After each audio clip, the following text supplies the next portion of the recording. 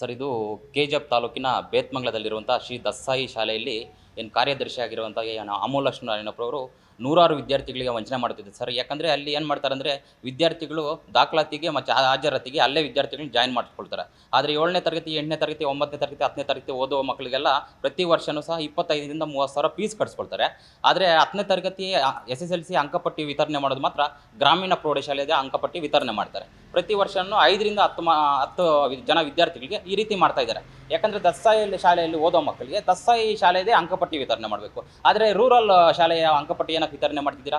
ಅದರಲ್ಲೂ ಸಹ ರೂರಲ್ ಏನು ಶಾಲೆಯ ಕಾರ್ಯದರ್ಶಿಯಾಗಿ ಸುಮಾರು ವರ್ಷಗಳಿಂದ ಏನು ಕೆಜಿಎಫ್ ಕ್ಷೇತ್ರದ ಶಾಸಕರಾದಂಥ ರೂಪಕಲಾ ಶಶಿಧರವರವರ ಆಪ್ತರು ಜೊತೆಗೆ ಮಾಜಿ ಜಿಲ್ಲಾ ಪಂಚಾಯತ್ ಸದಸ್ಯರಾದಂಥ ಏನು ಅಮೂಲ್ ಲಕ್ಷ್ಮಣಯ್ಯನಪ್ಪರವರೇ ಈ ಒಂದು ನೂರಾರು ವಿದ್ಯಾರ್ಥಿಗಳಿಗೆ ವಂಚನೆ ಮಾಡುತ್ತಿದ್ದಾರೆ ಸರ್. ಇದನ್ನು ಕೂಡಲೇ ಶಿಕ್ಷಣ ಸಚಿವರು ಇದರ ಕಡೆ ಗಮನ ಹರಿಸಿ ಏನು ದಸ್ಸಾಯಿ ಶಾಲೆಯ ಒಂದು ಪರವಾನಗಿಯನ್ನು ರದ್ದು ಮಾಡಬೇಕು. ಜೊತೆಗೆ ನೂರಾರು ವಿದ್ಯಾರ್ಥಿಗಳ ಜೊತೆ ಜೀವನ ಜೊತೆ ಆಟ ಆಡುತ್ತಿರುವ ಅಮೂಲ್ ಲಕ್ಷ್ಮಣಯ್ಯನಪ್ಪನವರ ವಿರುದ್ಧ ಕಾನೂನು ರೀತಿಯಲ್ಲಿ ಕ್ರಮ ತೆಗೆದುಕೊಳ್ಬೇಕೆಂದು ಅಂಬೇಡ್ಕರ್ ಯುವ ವೇದಿಕೆ ಕರ್ನಾಟಕ ಸಂಘಟನೆಯು ಒತ್ತಾಯ ಮಾಡುತ್ತೆ ಸರ್. ಅವ್ರೇನು ಮಾಡ್ತಾರೆ ಅಂದರೆ ಯಾರು ಡೆಲ್ ಸ್ಟೂಡೆಂಟ್ ಇರ್ತಾರೋ ಪ್ರತಿ ವರ್ಷದಿಂದ 5ರಿಂದ 10 ಜನವನ್ನು ಆಯ್ಕೆ ಮಾಡ್ಕೊಳ್ತಾರೆ. ಅದರಲ್ಲಿ ಆಯ್ಕೆ ಮಾಡ್ಕೊಂಡಾಗ ನಿಮ್ಮನ್ನು ಈ ಒಂದು ಗ್ರಾಮೀಣ ಪ್ರೌಢಶಾಲೆಗೆ ಟ್ಯಾಗ್ ಮಾಡ್ತೀವಿ ಅಂತ ಹೇಳ್ತಾರೆ ಅವರು. ಆದರೆ ಟ್ಯಾಗ್ ಮಾಡಿದ್ರೂ ಸಹ ಪ್ರತಿ ವರ್ಷವೂ 25ರಿಂದ 30 ಸಾವಿರ ಕಾಮನ್ ಎಲ್ಲ ವಿದ್ಯಾರ್ಥಿಗಳ ಹತ್ರ ಯಾವ ಥರ ಫೀಸ್ ತಗೊಳ್ತಾರೋ ಅದೇ ರೀತಿ ಇವರು ಡೆಲ್ ಸ್ಟೂಡೆಂಟ್ ಹತ್ರ ಕೂಡ ಫೀಸ್ ತಗೊಳ್ತಾ ಇದ್ದಾರೆ. ಆದರೆ ನೀವು ಗ್ರಾಮೀಣ ಪ್ರೌಢಶಾಲೆಯ ಒಂದು ಅಂಕಪಟ್ಟಿಯನ್ನು ಏನಕ್ಕೆ ವಿತರಣೆ ಮಾಡ್ತಿದ್ದೀರಿ? ಯಾಕೆ ವಿದ್ಯಾರ್ಥಿಗಳ ಜೀವನ ಜೊತೆ ಆಟ ಆಡ್ತಿದ್ದೀರಿ ಅನ್ನೋದು ನಮ್ಮ ಪ್ರಶ್ನೆ ಆಗಿದೆ ಸರ್.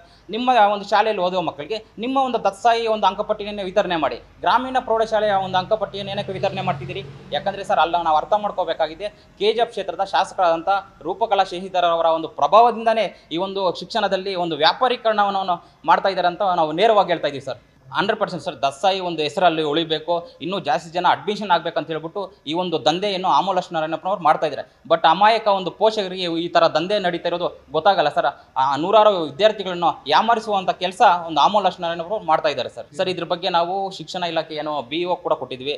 ಎಲ್ಲೋ ಒಂದು ಕಡೆ ಇಲ್ಲಿ ರಾಜಕೀಯ ಪ್ರಭಾವ ಇರೋದರಿಂದ ಶಿಕ್ಷಣ ಅಧಿಕಾರಿಗಳು ಕೂಡ ಇದರಲ್ಲಿ ಒಂದು ಶಾಮೀಲಾಗಿದ್ದಾರೆ. ಅವ್ರಿಗೆ ಪ್ರಭಾವಿ ವ್ಯಕ್ತಿಗಳಿಗೆ ಸಪೋರ್ಟ್ ಮಾಡುವಂಥ ಕೆಲಸ ಅಧಿಕಾರಿಗಳು ಕೂಡ ಮಾಡ್ತಾ ಇದ್ದಾರೆ ಸರ್. ಈ ಒಂದು ವಿಷಯವನ್ನು ನಾವು ದೊಡ್ಡ ಮಟ್ಟದಲ್ಲಿ ತೆಗೆದುಕೊಂಡು ಹೋಗ್ಬಿಟ್ಟು ಇದ್ರ ಬಗ್ಗೆ ಕೂಡ ಶಿಕ್ಷಣ ಸಚಿವರು ಕೂಡಲೇ ಇವರ ಒಂದು ದಸ್ಸಾಯಿಯ ಪರವಾನಗಿಯನ್ನು ರದ್ದು ಮಾಡ್ಬೇಕಂತ ಹೇಳ್ಬಿಟ್ಟು ನಾವು ಒತ್ತಾಯ ಮಾಡ್ತಾ ಇದ್ದೀವಿ ಸರ್.